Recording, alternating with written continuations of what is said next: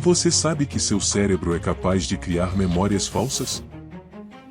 É o que veremos agora, em Histórias deste Mundo. Nosso cérebro pode gravar algo que nunca ocorreu, como se fosse uma lembrança verdadeira. E isso tem consequências bastante perigosas. Há pessoas que se dizem possuidoras de uma memória incomum. Salvador Dalí, por exemplo, que foi um pintor surrealista do século XX, foi uma destas pessoas. O pintor dizia ter lembranças do tempo de vida no útero de sua mãe. Segundo ele, era como se sua gestação tivesse sido ontem. Ele ainda dizia que este tipo de memória estava ao alcance de qualquer um, desde que tivesse o estímulo necessário. Só que havia um problema. As coisas que Dalí dizia se lembrar não eram reais. Isso acontece porque o cérebro humano, frequentemente, confunde o que é memória, com uma ilusão quase perfeita. Confiar em nossa memória é essencial para a manutenção da vida, entretanto, nossa memória não é assim tão confiável. Assim como Salvador Dalí, muitas vezes nós podemos ter lembranças detalhadas de histórias que nunca vivemos, ou de lugares que ainda não visitamos. Pois, este é o mundo das falsas memórias. Trata-se de nosso cérebro, armazenando situações que não existiram, junto às memórias verdadeiras.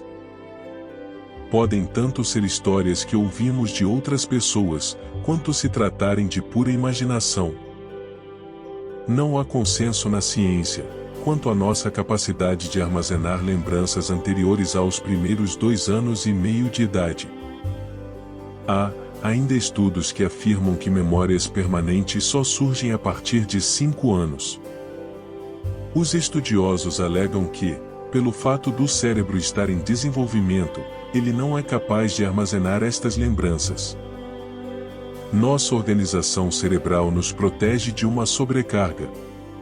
É por isso que não lembramos de tudo, o tempo todo. Possuímos memórias seletivas, que são disparadas diante de um gatilho, como um aroma ou um som, por exemplo. E esta seletividade também é utilizada para gravar as memórias, de forma que lembramos e esquecemos de coisas o tempo todo.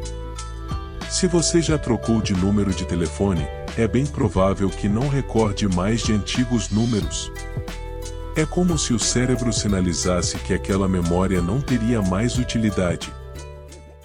Para armazenar uma memória, o hipocampo, que é a região cerebral responsável por esta ação, forma uma conexão entre as células que correspondem àquela informação.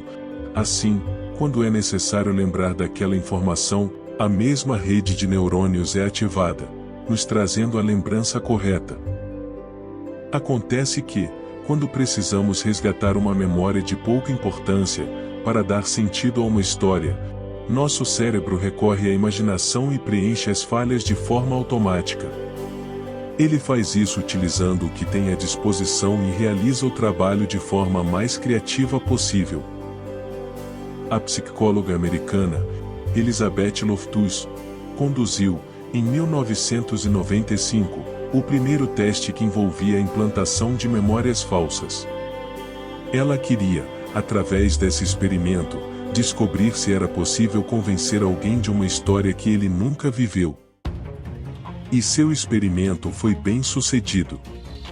1 em cada 4 pessoas testadas, saiu de seus encontros acreditando ter memórias sobre os mais bizarros acontecimentos. Histórias que iam, desde abduções alienígenas, a beijos em sapos, ou ainda, um pedido de casamento feito por uma máquina de refrigerantes. Outra pesquisadora conduziu um experimento, em 2015, com situações mais alucinantes ainda. A princípio, os participantes não lembravam destas estranhas histórias. Então, durante 3 semanas, eles passaram alguns minutos por dia, tentando visualizar a cena, e eles, não só passaram a acreditar nas histórias, como as contaram com detalhes. As histórias eram alicerçadas em informações reais, dadas pelos pais dos participantes. O fato de possuirmos memória manipulável, ou pouco confiável, não interfere tanto em nossa vida diária. Porém, nos casos de justiça, as memórias falsas podem fazer a diferença entre condenar ou inocentar alguém. Nos Estados Unidos, há uma estimativa de que as condenações equivocadas, condenando suspeitos reconhecidos de forma incorreta, está em torno de 70%. Já, aqui no Brasil, não se tem ainda um levantamento. O que se sabe, no entanto, é que se dá uma relevância muito alta aos testemunhos oculares.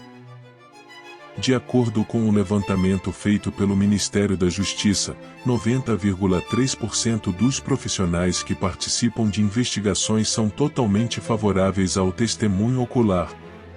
Destes, 69,2% valorizam o reconhecimento facial. A questão é que, como vimos, este procedimento pode levar a muitas falhas. Como se não bastassem as falhas às quais estão sujeitos, por conta dos problemas de memória, nos deparamos ainda com um outro problema, que é o tipo de abordagem feito nas entrevistas, que podem comprometer as provas, abrindo espaço para as falsas memórias.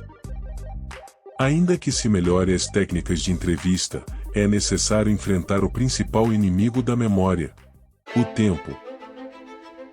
Ou seja, estamos sempre sujeitos àquilo que o cérebro deseja lembrar ou inventar. Agora, vamos evitar que você seja vítima da falsa memória e lembrá-lo de que você ainda não nos deu o like. Isso se você gostou do que apresentamos, caso contrário, pode ser o dislike mesmo. Ainda, se você gostou e deseja ficar por dentro de novos conteúdos, se inscreve aí e ative as notificações. Você assistiu ao Histórias deste Mundo.